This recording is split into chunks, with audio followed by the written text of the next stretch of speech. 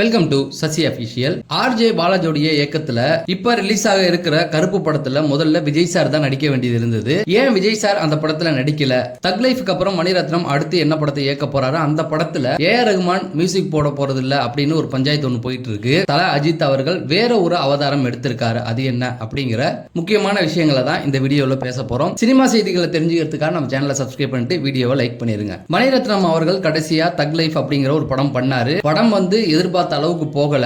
ஆனா அந்த படத்துல பாடல்கள் கிட்ட அனுச்சு. அதுவும் முக்கியமா காலை கனவில் காதல் கொண்டேன் அப்படிங்கிற அந்த பாட்டு எல்லாருடைய மொபைல் போன்லயும் ரிங்டோனாவே இருந்தது. அந்த அளவுக்கு அந்த பாடல்கள் அனைவரையும் கவர்ந்ததுன்னு சொல்லலாம். ஏஆர் ரகுமான் அவர்கள் முதல்ல மியூசிக் போட்டார் அப்படின்னா அந்த படத்துல எல்லா பாட்டுமே ஹிட் ஆகும். ஆனா இப்ப சமீபத்துல என்னன்னு பாத்தீங்கன்னா ஒரு படத்துல ஒரு பாட்டு ஹிட் ஆனா போதுங்க, அதை வச்சு அந்த படத்தை ஓட்டிடலாம் அப்படிங்கிற அளவுக்கு வந்தது.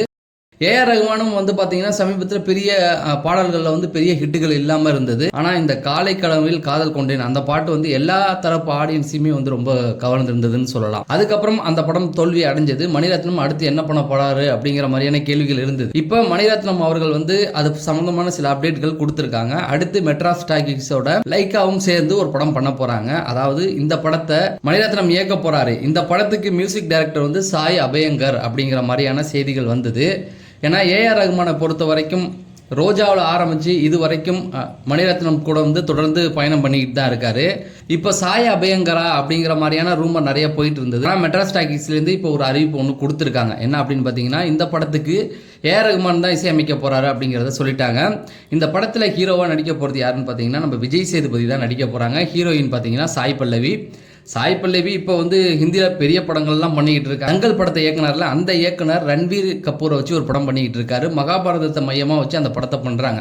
பட்ஜெட்டே 1000 கோடி. அந்த படத்தில் சாய் பல்லவி தான் நடிச்சுக்கிட்டு இருக்காங்க. இப்போ மணிரத்னத்தோடைய படத்துலையும் அவங்க தான் ஹீரோயின் சொல்கிறாங்க. மணிரத்னத்தை பொறுத்த வரைக்கும் தமிழ் சினிமாவில் பல ஹிட்டுகள் கொடுத்துட்டு வந்தாலும் இடையில அவருக்கு தொடர்ந்து ஃப்ளாப்பாக தான் இருந்தது. படங்கள் நல்லா இருந்தாலும் பெரிய அளவு வசூல் கிடையாது. அதுக்கப்புறம் அந்த ஃப்ளாப்புக்கு ஒரு முற்றுப்புள்ளி வச்ச படம் எது அப்படின்னு பார்த்தீங்கன்னா செக்கச்சிவந்த வானத்தை சொல்லலாம். செக்கச்சிவந்த வானத்தில் விஜய் சேதுபதியுடைய கேரக்டர் யாருமே மறந்துருக்க முடியாது. அந்த அளவுக்கு சூப்பராக அந்த படத்தோடைய ஹீரோவாக அவர் தான் இருந்திருப்பாரு. அந்த படம் பார்த்து கிளைமேக்ஸில் தான் தெரியும் இவரா அப்படின்னு. அந்த அளவுக்கு அந்த படத்தை கொண்டு வந்திருப்பாரு. விஜய் சேதுபதியை பொறுத்த வரைக்கும் தன்னுடைய படத்திற்காக நிறைய மெனக்கெடுவார். ஸோ அதனால அவரை ரொம்ப பிடிச்சி போச்சு. ஆக மணிரத்னம் அடுத்தது விஜய் சேதுபதி வச்சு படம் பண்ண போறாரு. அந்த படத்துக்கு ஏஆர் ரகுமான் தான் அப்படிங்கிறத கன்ஃபார்ம் பண்ணிட்டாங்க. அடுத்தது பார்த்தீங்க அப்படின்னா கருப்பு படத்திலிருந்து ஏன் விஜய் சார் விலகினாரு, சூர்யா எப்படி வந்தாரு அப்படிங்கிறத ஆர்ஜே பாலாஜி சொல்லியிருக்காரு. கருப்பு படம் எப்பயோ ரிலீஸ் ஆக வேண்டிய படம். 2 வருஷமா அந்த படத்தோடைய அறிவிப்புகள் வந்துடுச்சு. படம் தொடங்கப்பட்டு 2 வருஷம் ஆச்சு. ஆனால் இன்னும் ரிலீஸ் ஆகலை. அதுக்கப்புறம் ஆரம்பித்த சூர்யாவுடைய படங்களுடைய ட்ரெய்லர்லாம் வந்துச்சு. விஸ்வநாதன் சன் அவரோட படத்தோடைய ட்ரெய்லர்லாம் ரிலீஸ் பண்ணிட்டாங்க. இந்த படம் கிடைப்பிலேயே கடந்ததுக்கு காரணம் என்ன அப்படின்னு பார்த்தீங்கன்னா இதுக்கு ஓடிடி ரைட்ஸ் வராமல் இருந்தது. ஓடிடி ரைட்ஸ் யாருமே வாங்க முன் வரல. அதனால தான் கிடைப்பிலேயே கடந்தது அப்படிங்கிற மாதிரி சொல்லிட்டு இருந்தாங்க. இப்போ இந்த படத்துக்கான ஓடிடி ரைட்ஸ் வாங்கிட்டாங்க. யார் அப்படின்னு பார்த்தீங்கன்னா நெட்ஃப்ளிக்ஸ் வாங்கிட்டாங்க. சேட்டலைட் ரைட்ஸ் பார்த்தீங்கன்னா ஜீ தமிழ் வாங்கியாச்சு.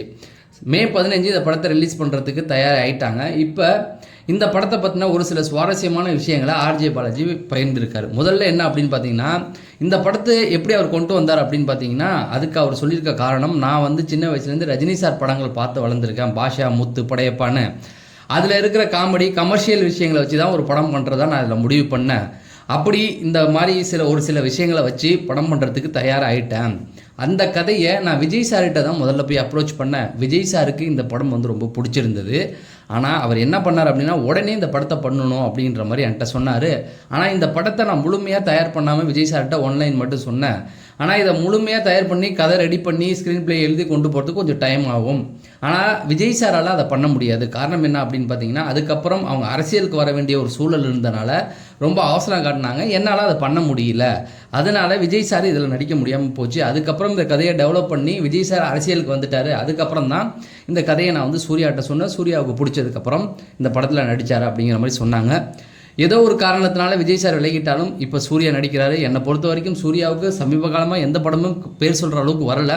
இந்த கருப்பு படமாவது அவருக்கு பேர் சொல்கிற அளவுக்கு வரணும் அப்படிங்கிறது தான். மே 14 இதை நம்ம தேட்டரில் பார்த்துடலாம் அப்படிங்கிறது. கடைசியாக நடிகர் அஜித் அவர்களுடைய புதிய அவதாரம். நடிகர் அஜித் அவர்கள் ஆரம்ப காலகட்டத்திலேருந்து பார்த்தீங்கன்னா சினிமா துறையிலேயே தன்னுடைய முழு பங்களிப்பையும் கொடுத்துக்கிட்டு இருந்தார்.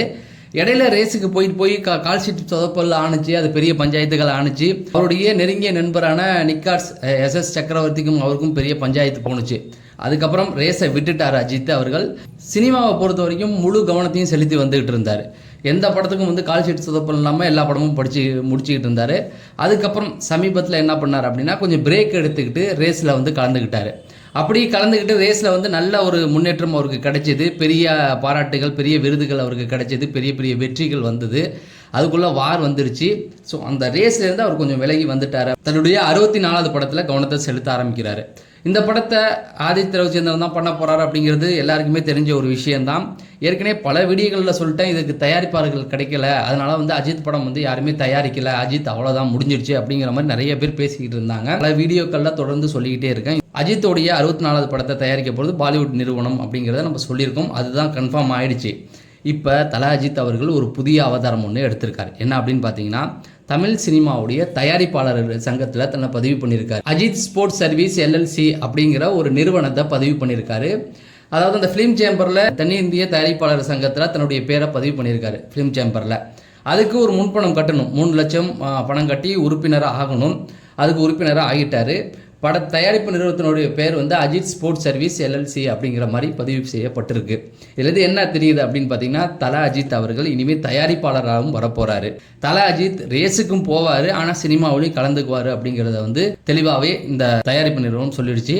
அடுத்து தல அஜித்துடைய படங்களும் ரிலீஸ் ஆகும், அவர் தயாரிக்கிற படங்களும் வரும். ஆனால் எனக்கு தெரிஞ்சு அவர் நடிக்கிற படத்தை இந்த தயாரிப்பு நிறுவனம் தயாரிக்குமா அப்படிங்கிறத கொஞ்சம் பொறுத்திருந்து தான் பார்க்கணும். ஏன்னா இப்போக்கி அவருடைய 64வது படத்தை பாலிவுட் நிறுவனம் தயாரிக்கிறது மாதிரி தான் பேச்சுவார்த்தைகள் போயிட்டு இருக்கு. கூடி சீக்கிரம் தல அஜித்துடைய 64வது படத்தை தல அஜித்துடைய நிறுவனமே தயாரிக்குமா இல்லை பாலிவுட் நிறுவனம் தயாரிக்குமா அப்படிங்கிற செய்திகளும் வந்துடும். தொடர்ந்து சினிமா செய்திகள் தெரிஞ்சுக்க நம்ம சேனலை சப்ஸ்கிரைப் பண்ணிட்டு வீடியோவை லைக் பண்ணுங்க. நீங்க இந்த வீடியோவை லைக் பண்ணா இன்னும் 4 பேருக்கு இந்த வீடியோ சஜஷன் ஆகும் அப்படிங்கிறத சொல்லி நான் விடைபெறேன். நன்றி, வணக்கம்.